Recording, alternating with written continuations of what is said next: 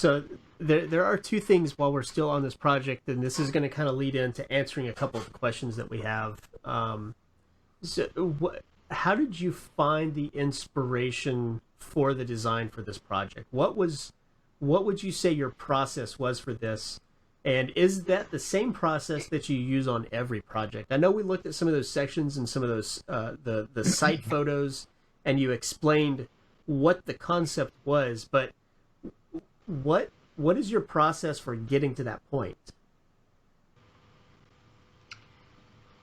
I think that if you wanted to, the best possible resource that I can recommend is a book called Idea Work, and it's on my desk. I keep it around. Here it is, Idea Work, and it discusses the design process that I've come to, and it's really built off of a library, an incredible library that I've had the privilege of building, and studying and being mentored by some of the greats and the lesser known greats.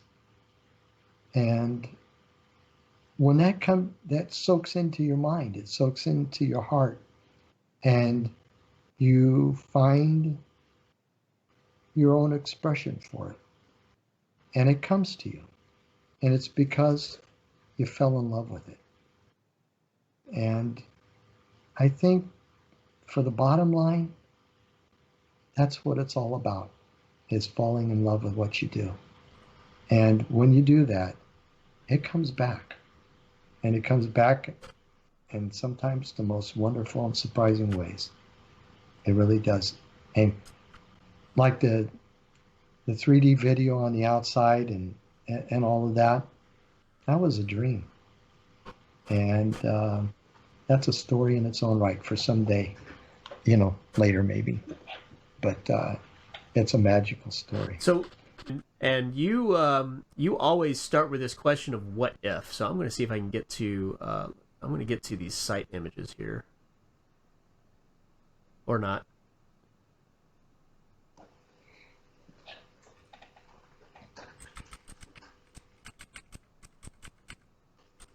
Okay. So this was kind of where we started. We've got our site here, and we had some other nodes downtown that created these pathways here. And essentially what happened is we took this Chamber of Commerce building, and what did it become? Through the process of us kind of sitting and just having a jam session. This is an architectural jam session that we really had, wasn't it? Yeah. Yeah, those are always fun. You look forward to those in a project. So what do you remember that what became of this? Like in terms of we started out as, okay, we need a public physical building for Chamber of Commerce. What else does the Chamber of Commerce mean to the city of Bixby? And that just kind of turned into this. Do you remember kind of some of the things that happened with this? Yeah, it was taking that, the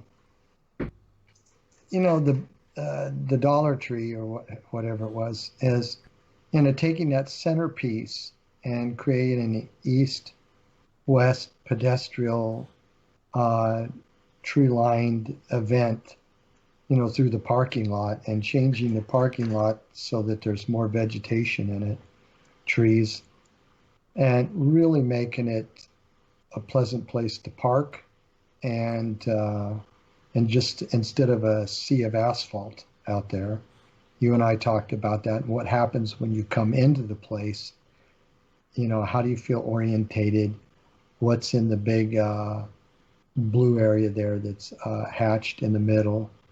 And the south side, if I remember right, was off of an alleyway. So that would be a more walled section where windows out there would be limited to high clear story. Yeah, there's a building You talking about this street side here or the alley back here? The east-west kind of alleyway. Yeah, yeah. The true alley is the north-south one in the back Oh, with all yeah, the yeah. utilities and crap. Yeah, But so this is actually like grease traps and stuff from a restaurant back here down in this yeah, alley. So how do you make this a path that people want to traverse when you've right, got grease traps and trash bins and things like that all out the back. right. So I mean, you gotta figure out how is there a landscaping opportunity? That's what the trees, you know,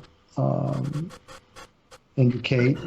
What kind of an environment on the wall do you provide where people don't mind walking past it, Yeah, getting it through? You and know, and these are all things that we propose in the vacuum of nobody else there to agree with us right, or right. disagree with us. More importantly, that they can't disagree with us, because you asked a very important question when we started this, and it's a question that you start most of your projects with, which is what? Do You you remember? say it. What if? Yeah. What if? What if this wasn't an alley? What if this is, excuse me, something where the artists in Bixby come to celebrate their passion, and then Right. the people who appreciate art now have a place where they can walk through from. Um, there's a prominent food truck company that has an office right over here, and it's a barbecue food truck. And he often, the idea is, okay, let's have them park here next to the party deck, and then we Yeah. can make this side of the building. It's a safe pedestrian alley.